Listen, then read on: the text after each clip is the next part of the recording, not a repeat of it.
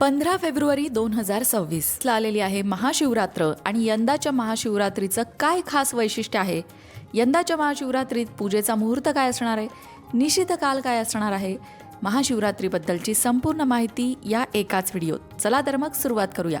मंडळी, हे तर सगळ्यांना माहिती आहे की महाशिवरात्रीची रात्र महत्त्वाची असते. या रात्री भगवान शिवशंकरांची पूजा केल्याने, त्यांचे स्तोत्र म्हटल्याने, भगवान शिवशंकरांच्या नावाचा जप केल्याने सर्व पापांचा नाश होतो, शिवलोकाची प्राप्ती होते, मनोकामना पूर्ती होते. इतका महत्त्वाचा महाशिवरात्रीचा दिवस असतो. चतुर्दशी तिथी 2 दिवसात विभागलेली असेल तर ज्या मध्यरात्री चतुर्दशी येत असेल ती शिवरात्र मानली जाते. यावरून शिवरात्रीचा काल निश्चय करताना दिवसाला महत्त्व नसून रात्रीला महत्त्व आहे हे लक्षात येईल. बाकीची माहिती भरपूर झाली. मुद्द्याचं बोलूया की यंदाची महाशिवरात्र नक्की कधी असणार आहे. यंदा 15 फेब्रुवारी 2026 रोजी महाशिवरात्र आहे. अन्य व्रतांमध्ये पंचांगानुसार सूर्योदयाची तिथी मानण्याची प्राचीन परंपरा आहे, परंतु महाशिवरात्रीत मगाशी म्हटलं तसं रात्रीला महत्त्व असतं. महाशिवरात्र व्रतामध्ये निशित कालाला महत्त्व आहे. या दिवशी करायचं शिवपूजन प्रदोष काळानंतर रात्री केलं जातं. रात्रीचे समान 15 भाग केल्यानंतर त्यापैकी 8वा भाग तो निशित काळ म्हणून ओळखला जातो. जेव्हा निशित काळी कृष्ण चतुर्दशी म्हणजे महिन्याच्या दुसऱ्या पंधरवड्याच्या 14वी तिथी असेल तिला शिवरात्र म्हटलं जातं. माघ महिन्यात या शिवरात्रीला विशेष महत्त्व असल्याने ती महाशिवरात्र असते. आणि यंदा जो निशित काल आहे तो कधी असणार आहे तर 15 फेब्रुवारीला उत्तर रात्री 12:28 1:18 हा निशित काल असणार आहे. आता महाशिवरात्रीचा उपवास कसा करायचा आहे तर माघ वद्य त्रयोदशीला म्हणजे आदल्या दिवशी एक वेळ भोजन करून राहायचं आहे. चतुर्दशीच्या दिवशी सकाळी स्नान करायचं, शिवपूजन करायचं, व्रताचा संकल्प करायचा.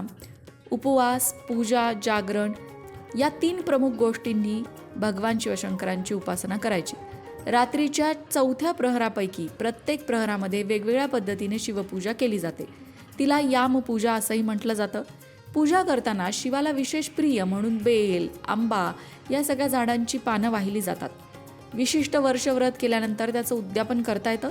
या काळात उपवास करणं, जागरण करणं या गोष्टी नकळत घडल्या तर व्यक्तीचा उद्धार होतो, अशी अनेक लोकांची श्रद्धा आहे.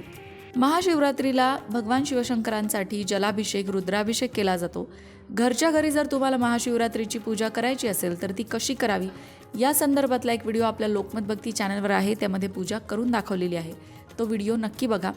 या दिवशी भक्तिभावाने शिवाराधना केल्यास भगवान शिवशंकर प्रसन्न होतात, शिवभक्तांच्या सर्व मनोकामना पूर्ण करतात, असा उल्लेख पुराणांमध्ये येतो, धार्मिक कथांमध्ये येतो. महाशिवरात्र का साजरी केली जाते यामागे सुद्धा अनेक कथा सांगितल्या जातात. एक म्हणजे माता पार्वती आणि भगवान शिवशंकरांचा विवाह या दिवशी झाला होता असं काही कथांमधून सांगण्यात येतं. काही कथांमधून असंही सांगितलं जातं की समुद्र मंथनातून निघालेलं हलाहल याच दिवशी भगवान शिवशंकरांनी प्राशन केलं होतं आणि जगाला विनाशापासून वाचवलं होतं. हेच ऋण फेडण्यासाठी सुद्धा महाशिवरात्र साजरी केली जाते.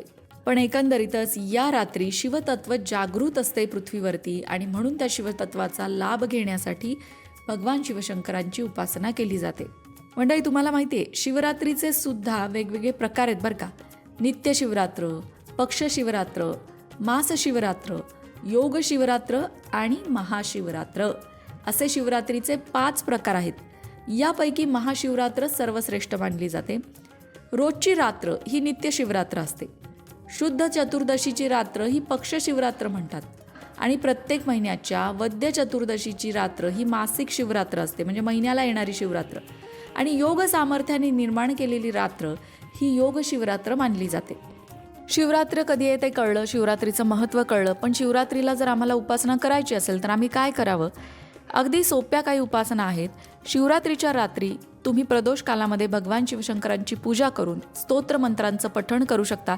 जे स्तोत्र तुम्हाला येत असतील ते म्हणू शकता किंवा अगदी काही येत नसेल तर ओम नमः शिवाय हा मंत्र सगळ्यांना येतो. या मंत्राचा जप जेवढा जमेल तेवढा जास्त वेळा करू शकता. शिवलीलामृत हा प्रसिद्ध ग्रंथ आहे. या शिवलीलामृतातील 11वा अध्याय सुद्धा तुम्ही महाशिवरात्रीच्या दिवशी पठण करू शकता. भगवान शिवशंकरांच्या या शिवलीलामृत ग्रंथाला बरेच महत्त्व आहे. हा ग्रंथ परंपरागत श्रद्धाधिष्ठित आहे. त्यामुळे या ग्रंथातला 11वा अध्याय पठण करून सुद्धा तुम्ही उपासना करू शकता.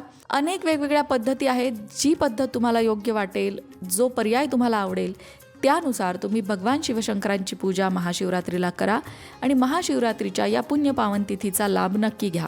कमेंट बॉक्समध्ये ओम नमः शिवाय लिहायला विसरू नका.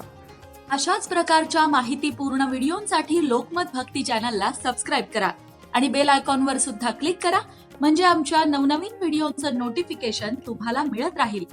तसंच योग्य आध्यात्मिक मार्गदर्शनासाठी लोकमत भक्तीच्या फेसबुक पेजला फॉलो करायला विसरू नका.